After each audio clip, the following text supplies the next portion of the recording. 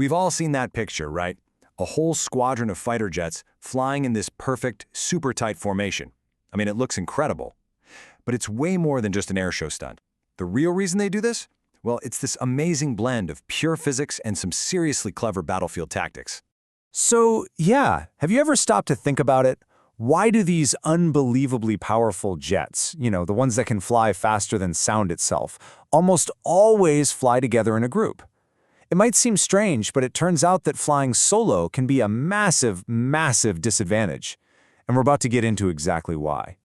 Okay, so before we can even touch on the military strategy, we've got to start with the science. And it all kicks off with the just insane forces these jets create the moment they break the sound barrier.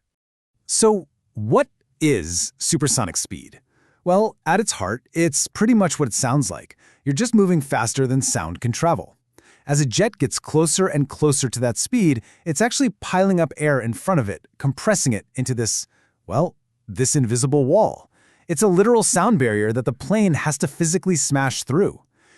And what happens when it finally punches through that wall? Boom!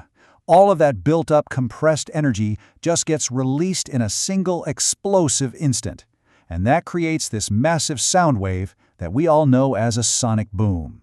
And get this, it's not the jet's engine making that noise. Nope, it's the sound of the air itself being ripped apart. Yeah, and it's almost impossible to really wrap your head around just how loud that is. Someone once described it like this, which I think is perfect. It's like all the firecrackers in a city going off in 1 second. Just imagine that. An unbelievable, instantaneous explosion of sound. It's enough to feel like lightning just struck right beside you. But here's the thing. The sonic boom, as crazy powerful as it is just the part you can hear.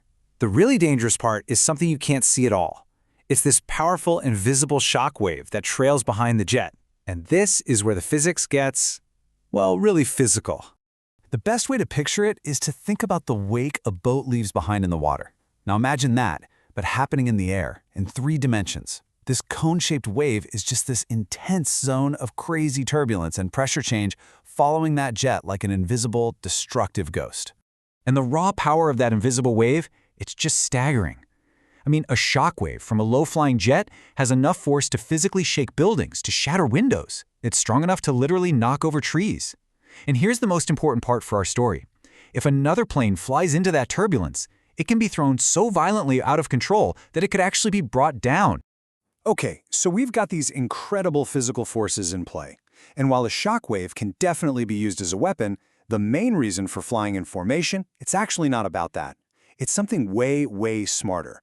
It's all about tricking the enemy's radar. So, how does all this power become a real military advantage? Well, the answer isn't about what the jet can do, but what the enemy sees on their screen. Or, maybe more importantly, what they can't see. And here it is, the heart of the strategy.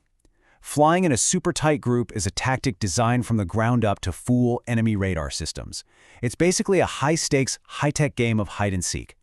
Think about it like this. If you've got one jet flying alone, it shows up on a radar screen as a single, clean little dot. Super easy to count, super easy to track. But when you get several jets flying almost wingtip to wingtip, their radar signatures all blend together. They show up as one big, confusing blob.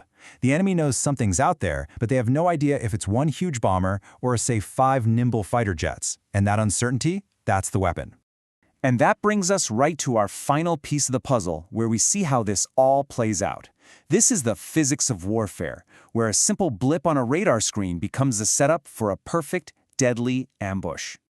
All right, so let's walk through how this trap is sprung. Step 1 is the approach. The whole group flies in that tight formation, looking like just one big target on the enemy radar. Okay, step 2, the intercept. The enemy sees what they think is a single plane, so they send out their own jets, maybe just 1 or 2 to check it out.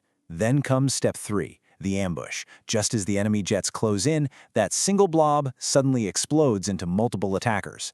The formation breaks apart, and that leads to step 4, the advantage. The enemy pilots, they were ready for a one-on-one fight. Now they're suddenly surrounded, completely overwhelmed, and getting attacked from every direction. Game over.